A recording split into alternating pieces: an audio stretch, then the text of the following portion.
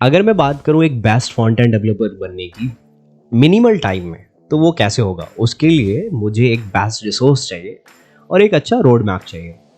तो इस वीडियो में हम डिस्कस करेंगे कि कैसे हम एक अच्छा डेवलपर बन सकते हैं, फ्रंट एंड डेवलपर, और बहुत सारे अच्छे रिसोर्सेज के साथ में। और हम उन चीज़ को कैसे कंपाइल करेंगे, कैसे उन चीज़ों से सीखेंगे।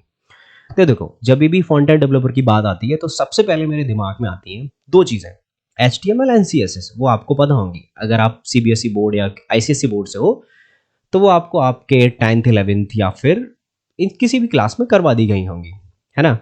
आपको पता होगा कि HTML CSS भाई फ्रंट एंड होता है, बेसिक सी चीज़ होती है। लेकिन मैं आपको क्या बोलूँगा कि आई थिंक कि आपने कुछ नहीं किया है। तो सबसे पहले हम स्टार्ट करते हैं HTML से। देखो, HTML पढ़ो, इसको करने के लिए आपको मैक्स टू मैक्स 1 हफ्ते से 15 दिन लगेंगे। इससे ज़्यादा मत देना, क्योंकि इससे ज़्यादा दोगे तो सिर्फ इसमें टैग्स होते हैं। जब तक आप प्रैक्टिस नहीं करोगे, यूज़ नहीं करोगे, ये आपको कभी भी याद नहीं होंगे। तो आप ये सोच रहे हो कि मैं याद करता जाऊँगा तो मेरे को HTML आ जाएगी। नहीं, जब तक रिक्वायरमेंट नहीं होगी, जब तक आप उसको लगाओगे नहीं, आपको नहीं पता चलेगा ये चीज़ें ऐसे चलती हैं। तो पहले क्या करना है, HTML सीखो। जितना सीख रहे हो, जैसे आपने टैग सीख लिया, पैराग्राफ टैग सीख लिया, आपने हेडिंग सीख लिया, टेबल सीख लिया, तो सीखने के साथ साथ अब किसी का कोर्स भी फॉलो करोगे तो वो बन पाएगा, छोटे छोटे प्रोजेक्ट्स बन पाएगा। तो जैसे ही आपने कुछ सेट ऑफ आपने टैग सीख लिए, तो उनका एक छोटा सा प्रोजेक्ट बना लो। ठीक है, अगर एक प्रोजेक्ट बन गया तो जब तक आप किसी की वीडियो देख के बना रहे हो, है ना, आपने वीडियो देख के कोई भी प्रोजेक्ट बनाया, उसको फिर बिना वीडियो देख के बनाओ। जैसे आप कोई भी यूट्यूब के ट्यूटोरियल देखोगे तो पहले आप देखोगे, उसके साथ साथ बनाओगे। तो वो आपने खुद नहीं बनाया है, आपने उसकी वीडियो साथ में देखी है, तब वो टैग्स बनाए हैं। अब मेरे कहने का क्या मतलब है, इसमें आपका उसमें कोई फायदा नहीं हुआ। आपने वीडियो देख ली और आपने वो बना दिया, लेकिन मैं चाहता हूं अब आप उस वीडियो को क्लोज कर दो और जो प्रोजेक्ट आपने वो वीडियो देख के बनाया, आप उसको खुद से बनाओ। तो वो दिमाग में एक बार घूमेगा और आपको पता चलेगा टेक्स्ट कैसे परफॉर्म हो रहा है, कैसे चीज़ें कर रहे हैं। और ऐसा नहीं है कि आपको वो भूल गए तो दोबारा से ऐड कर दिया हो या वीडियो खोल ली। अच्छे से पढ़ना है और देखना नहीं है वो वीडियो, याद करने की कोशिश करनी है कि हुआ कैसे। मैं वीडियो खोलना प्रेफर नहीं करूंगा। इवन आप स्टैक ओवरफ्लो पे जाके सर्च कर सकते हो जो एरर आपको आ रही है या फिर जो आपको चाहिए। HTML की बात खत्म होगी। अब बात करते हैं हम CSS की। देखो, CSS जस्ट लाइक कि मेरे को डिज़ाइन करने कोई चीज़, मैंने नया घर बनवाया है, मैंने ईंटें वींटें लगा दी हैं, मैंने पेंट नहीं करवाया, मैंने फर्नीचर नहीं लगवाया, तो घर बेकार दिखेगा।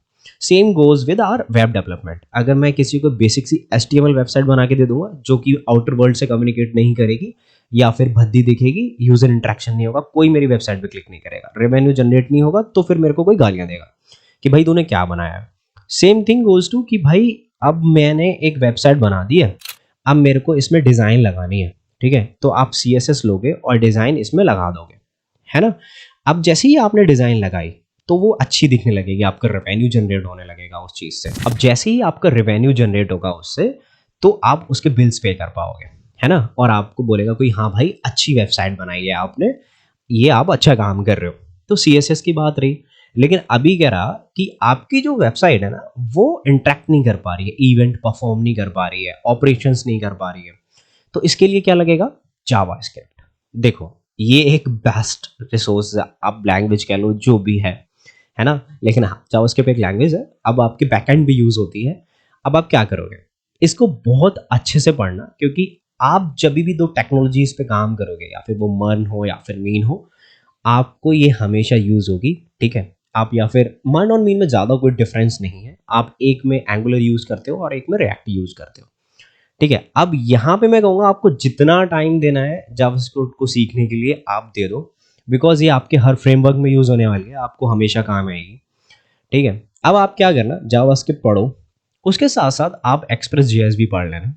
साथ मत पढ़ना, तो पहले इतना जावास्क्रिप्ट कंप्लीट कर लो कि आप थोड़ा सा इसको हैंड्स ऑन पे ले लो, कि आपने 1 डेढ़ महीने जावास्क्रिप्ट पढ़ ली, उसके साथ साथ आप एक्सप्रेस.js पढ़ रहे हो। वो दोनों चीज़ें डिफरेंस है, क्योंकि एक्सप्रेस.js आपका Node.js का फ्रेमवर्क है, ये भी आपके बैकएंड पे यूज होता है ना। आप इन दोनों को साथ साथ पढ़ोगे तो आपको पता चल जाएगा कि बैकएंड पे आपकी चीज़ें चल कैसे रही हैं। अब यहाँ तक जो आपका काम था, आपने जावास्क्रिप्ट भी पढ़ ली, आपने CSS भी पढ़ ली, आपकी जो वेबसाइट थी वो इंटरेक्टिव होने लग गई। अब मेरी वेबसाइट को मुझे बनाना है कि मैं आउटर वर्ल्ड से इंटरेक्ट करूंगा, मतलब अभी तक मेरे कंपोनेंट्स वगैरह इंटरेक्ट हो रहे थे, मैं फॉर्म्स इंटरेक्ट कर रहा था। अब आपकी वेबसाइट हिट मारेगी किसी और API को, या फिर कंज्यूम करेगी किसी और का रिस्पॉन्स, इसके लिए आप क्या करोगे, फ्रेमवर्क्स पे जंप करोगे। तो यहीं पे तो डिफरेंस स्टार्ट हो जाते हैं कि मन और मीन। देखो मन और मीन में ज़्यादा कोई डिफरेंस नहीं है। मन का मतलब ये है कि मोंगो डीबी, एक्सप्रेस जेएस और आपका रिएक्ट के साथ साथ मैं नोड जेएस यूज़ करूँगा। ये मेरा क्या हो गया, मन का सवाल हो गया। मीन का क्या हुआ कि मैं मोंगो डीबी, एक्सप्रेस जेएस और एंगुलर के साथ नोड जेएस यूज़ करूँगा। तो दोनों में सिर्फ एंगुलर नोड जेएस का, सॉरी एंगुलर और रिएक्ट का फ़र्क है, और किसी चीज़ का फ़र्क नहीं है। तो यहीं से चीज़ें स्टार्ट हो जाती हैं कि आप क्या पढ़ोगे, कि आपको एक इंटरेक्टिव वेबसाइट बनानी है या फिर आपको कि हाइब्रिड एक एप्लीकेशन बनानी है कि मोबाइल में भी चले, वेब में भी चले, तो रिएक्ट करोगे या फिर एंगुलर करोगे। वो आपकी जो भी रिक्वायरमेंट होगी उस पर डिपेंड करता है कि आप कैसे सीखोगे चीज़ों को, क्या बनाओगे।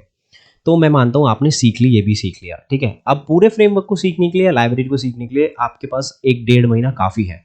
आपने 15 दिन दिए HTML को, आपने 15 दिन दिए CSS को, 1 महीना हो गया। आपने 1 महीना दिया JSS को, 2 महीने। आप 1 या 2, 1-1.5 महीना में 1 महीना मान लेता हूँ, आप देखो फ्रेमवर्क को, बहुत ज़्यादा टाइम कैलकुलेट लेके चल रहा हूँ मैं। आप दोगे एक्सप्रेस जेएस, मैं बिलीव करता हूँ आपने जेएसएस के साथ सीख ली होगी। आप रिएक्ट करो या एंगुलर करो, 1 महीना दोगे, ठीक है। 3 से 4 महीने के करीब हम चल रहे हैं, है ना। अब आपने ये टेक्नोलॉजी सीखी, अब आपकी बात आती है कि यार मैंने जो सीखा है अभी तक जो चल रहा था वो मेरा लोकल सिस्टम पे चल रहा है। यानी कि मैं क्या कहने वाला हूँ, जैसे मेरा एक पीसी है, इस पे मेरी वेबसाइट चल रही है, यानी कि मेरे इंटरनल ब्राउजर में चल रही है, लोकल होस्ट पे चल रही है। मैं चाहता हूँ ये मेरे कंप्यूटर में छोड़ के किसी और के कंप्यूटर में चले। आप समझ रहे हो मैं क्या कहने की कोशिश कर रहा हूँ, मेरा कोड किसी और के कंप्यूटर में चले। उसके लिए आपको सीखना होगा नोड जेएस। ये क्या करता है, आपको एक एनवायरनमेंट दे देता है।